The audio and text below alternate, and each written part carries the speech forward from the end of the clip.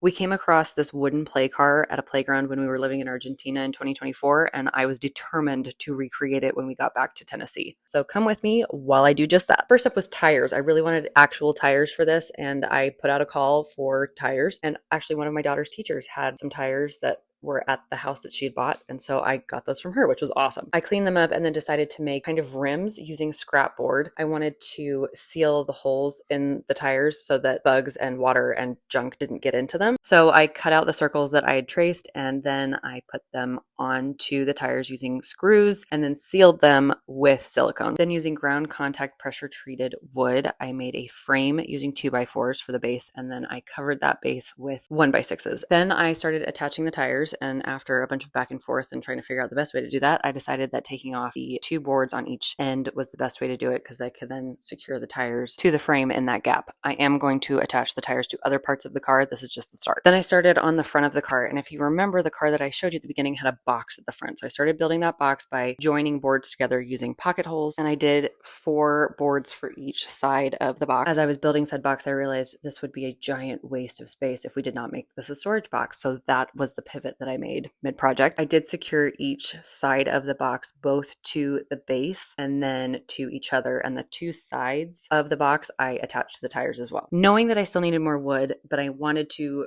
put one of the benches together for the car, I started doing that. I built a little frame and then put the back pieces on, put 2 pieces of 1x6s for the seat and 2 pieces for the back, and then decided on a height for the legs. For the front bench, I decided to go with 6.5 inches. And then I started on details like adding a bumper to the front of the box to cover base and all of the messiness from the frame, and building the second bench, which I built exactly the same way as I built the first bench. But this time I actually secured it to the tires and the base so that it wasn't going anywhere and the tires were more secure. Once both benches were built and I had secured the back one to the tires, I then decided where I was going to place the front bench, and I secured that to the base using pocket holes. I then added these fun steering wheels that I got from a local Chattanooga company called Creative Cedar Designs. So my daughter, after I attached the steering wheels, asked for gas pedals. So using some scrap wood, I made some gas pedals. So I decided to trim down the side pieces of the storage box so that it slanted down, and then trim down the front piece so that it was shorter than the back piece so that it wasn't at an angle. And then I secured those back to the storage box. Super easy. And then I added the lid by putting hinges on the lid and then securing the hinges to the base of the box. I also added a handle to the top so it's easy to open. And then, doing my best to use all the scraps I possibly could, I spray painted a few pieces black and then hand painted a couple of pieces white so that I could add headlights and a grill. I absolutely love this car. It is so fun. My kids love it. The one thing that I did, let me know what you think.